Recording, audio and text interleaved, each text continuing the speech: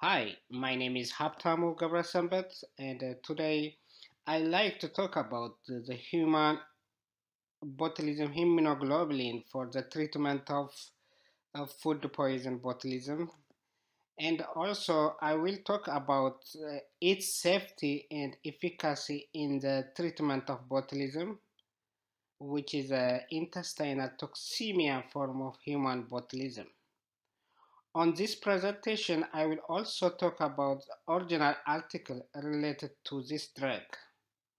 The topic of the article is Human Botulism Immunoglobulin for the Treatment of Infant Botulism. This article written by Stephen Harnan, Robert Sichel, Susan Maslanka, Nicholas Joel, and Charles Hatwey. This article is published by the New England Journal of Medicine in 2006. Introduction and background information. What is botulism?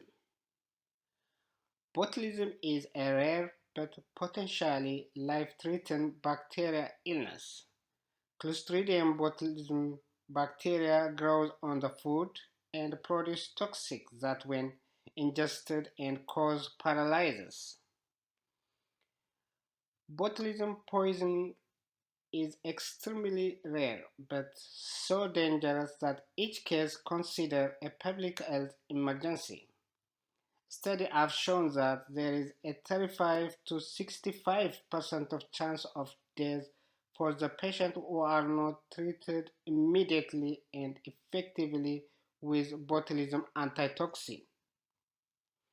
Most of the botulism cases reported each year come from food that are not canned properly at home. Botulism from the commercial canned food is rare, but the commercial canned chili products were identified as the source of botulism outbreak in 2007 in the United States. Infant botulism is intestinal toxemia in which swallowed spore of Clostridium botulism activated in the lumen of colons and thereby produce botulinum toxin, which after absorption cause a flaccid paralysis. What are, what are the characteristics of these organisms? Botulism is caused by the bacteria Clostridium botulinum. It is a gram-positive, spore-forming, obligate anaerobic bacillus.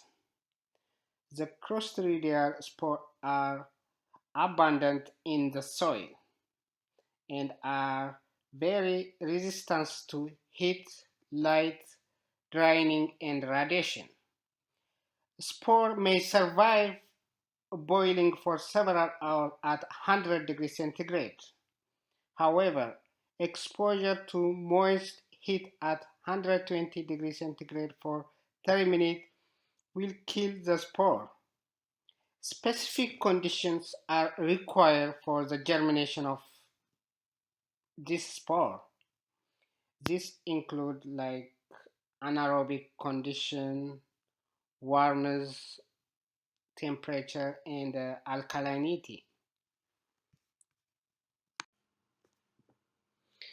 This graph is from a CDC website in 2002. This graph shows that the trend of foodborne botulism case in the US from 1982 to 2002. In 1983, 28 people in Illinois obtained foodborne botulism from a batch of cooking onions. 12 require ventilator support, however, no deaths occurred. During 1950 to 2000, Alaska recorded 226 cases of foodborne botulism from 114 outbreaks. All were Alaska natives, were associated with eating fermented food. In 1994, an outbreak at a Greek restaurant in Texas affected about 30 people from improperly stored foiled wrapped baked potatoes. The 2001 Texas outbreak resulted in 39 cases of foodborne botulism from the person eating commercially produced chili sauce that had been improperly stored. Overall, botulism is a rare disease, but it can be fatal, and every case botulism is treated as a public health emergency. Human botulism immunoglobulin. This drug is neutralized botulinum toxin, which is an orphan drug that consists of human derived anti-botulism toxin antibody type A and type B. The purpose of this presentation is to evaluate its safety and efficacy in treating botulism, which is an intestinal toxemia form of human botulism. The general symptoms of uh, botulism poisoning include nausea, vomiting, fatigue, dizziness, double vision, dry skin, dropping eye, difficult swallowing, slurred speech, muscle weakness, body aches, paralysis, and lack of fevers. Botulism immunoglobulin common side effects. The common side effects may include mild skin rash or redness on the baby's face, chest, back, or stomach, chilly, body ache, wheezing, and vomiting. This is not a complete list of side effects, and others may occur. To evaluate this drug's safety and effectiveness in the treating of botulism, I looked detail one study.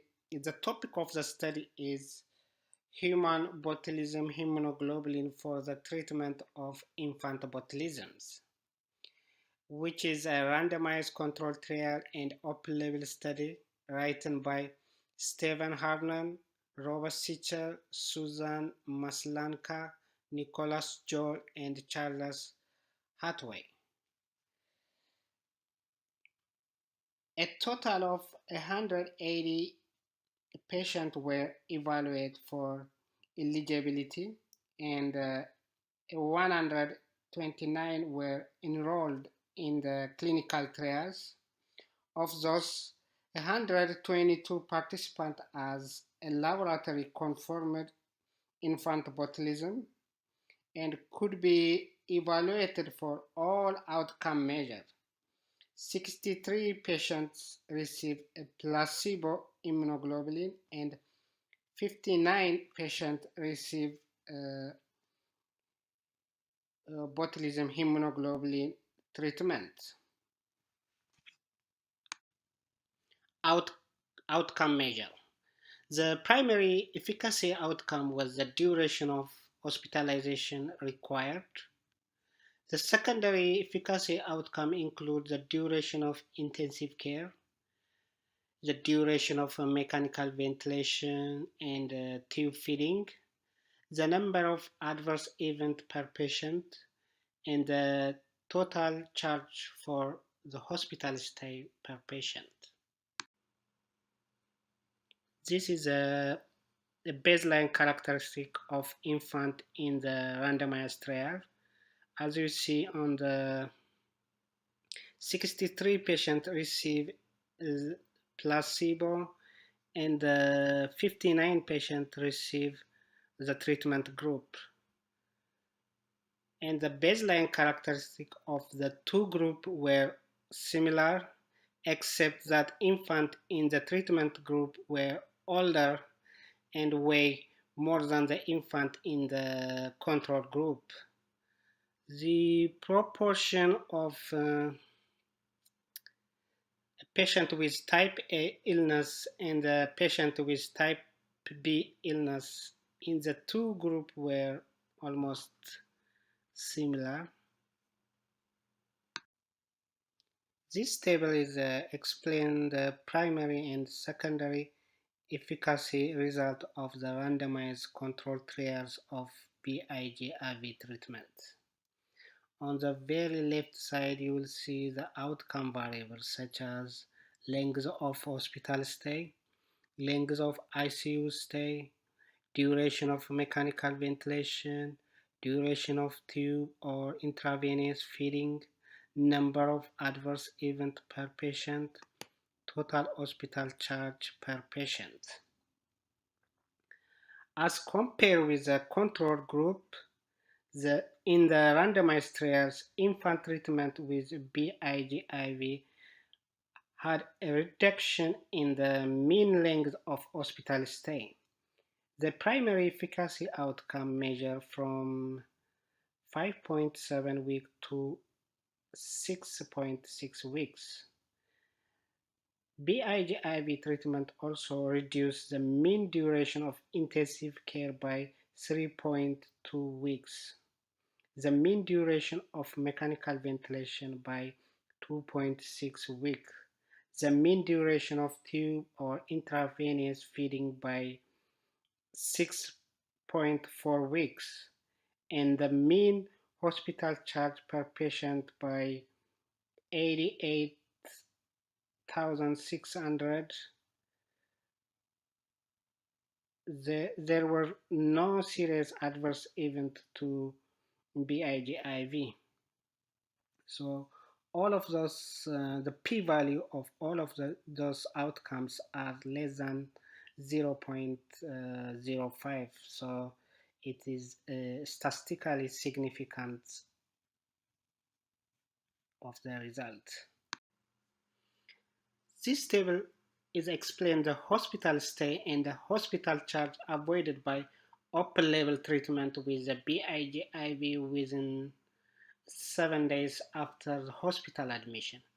As you've seen on the table, the variables are the mean length of hospital stay, the mean length of hospital stay avoided, the total length of hospital stay avoided, the mean hospital charge, the mean hospital charge avoided, the total hospital charge avoided. BIGIV wasn't given on 366 patients treated within 7 days of hospital admission. The mean length of hospital stay was 2.2 weeks.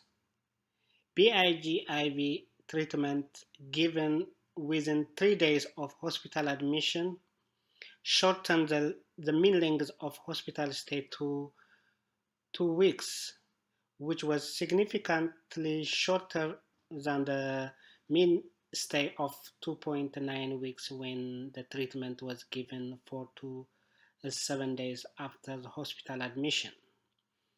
The mean hospital charge per patient for the 366 patients were $57,900, and the total of 20.3 years of hospital stay and 34.2 million in hospital charge were avoided through open-label use of BIGIV. Patients in open-label study had adverse events that were similar in nature and frequency to those randomized trial. This is a conclusion of the study. Treatment of infant botulism type A or type B with a BIGIV was safe and effective in shortening the length and the cost of hospital stay and the severity of illness. Treatment should be given as soon as possible after hospital admission, should not be delayed for confirmatory tests of feces or enema. Baby Big is available as a public service orphan drug in the United States. Here is a list of my references, and thank you for listening to me. You have a nice day. Thank you.